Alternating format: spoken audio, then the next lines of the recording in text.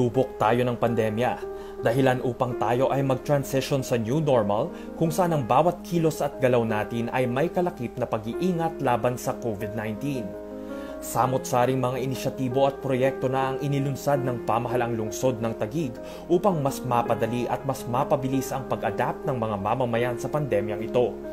At bilang bahagi ng ating transition patungo sa new normal, binigyang prioridad din natin ang paggawa ng alternatibong paraan upang makapagbayad ng madali at mas mabilis ang bawat Taguigenyo ng kanilang buwis.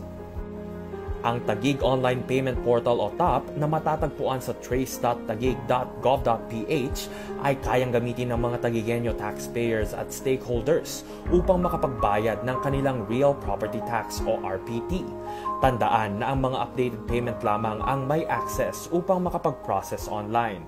Ang Taguig Online Payment Portal or TOP ay isang mabilis at epektibong paraan para sa ating mga property owners at business owners na makakapagbayad ng real property tax, business tax kahit saang bahay o opisina. Maaari nang magbayad kahit saang lugar, kahit gamit lamang ang kanilang cellphone, computer na may access ng internet.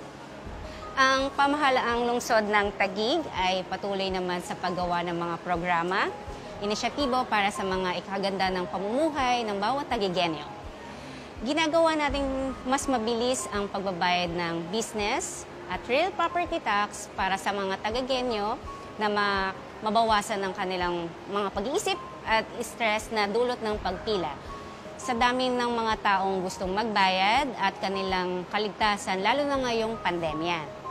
Isa sa mga benepisyo ng online payment ay maiiwasan ng ating mga taxpayer ang pagkakaroon ng penalty dahil sa mga tamang oras na sila makapagbayad sa kanilang mga buwis. Tumatanggap din tayo ng iba't ibang payment channel tulad ng credit card, debit card at e-wallet gaya ng Paymaya at GCash. Pinopromote din nito yung transparency na tamang halaga lamang ang kinokolekta ng pamahalaan sa mga taxpayers na siya ang lamang ang gagamitin sa pagpatuloy ng papaganda ng serbisyong publiko. Buksan ang Trace app, magrehistro lamang sa ating Trace portal gamit ang ating cellphone number, piliin ang Taguig Online Payment icon, piliin kung anong serbisyo ang kinakailangan kung ikaw ay magbabayad ng real property tax, amilyar, or ang business tax. Pindutin ang Generate ang Statement of Account or SOA para makita ang halaga ng iyong babayaran. Pagkatapos i-generate ang SOA, piliin ang Pay button. Pumili sa inyong gustong gagamiting paraan para sa pagbayad. Reviewin ang mga inilagay na detalye at pindutin ang Submit button. Mga mahal naming Taguigenyo, inaanyahan po namin kayong magbayad ng buwis gamit ang ating Taguig Online Payment Portal. Makakaasa po kayo isa sa daan para mapanatili nating nasa oras at tama ang ating pagbabayad ng buwis. Sa pamamagitan ng mga piling bangko at online payment channel, ang mga Taguigenyo ay maaari ng manatiling ligtas, makaiwas sa traffic at magbayad mula sa kaligtasan ng kanilang tahanan.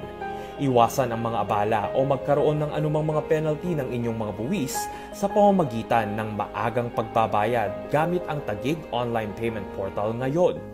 Hindi man ganap na high-tech na maituturing ang inisyatibong ito, na ipapakita naman sa mga hakbang na ito na ang pagiging agresibo at pagsisikap ng Taguig na mas mapadali ang bawat proseso ng ating mga serbisyo at sa pamamagitan ng mga programa na ganito ay masisiguro ng bawat mamamayan na ang buwis na kanilang binabayaran at ating nakokolekta ay nagagamit ng tama para sa pagpapabuti ng serbisyo publiko.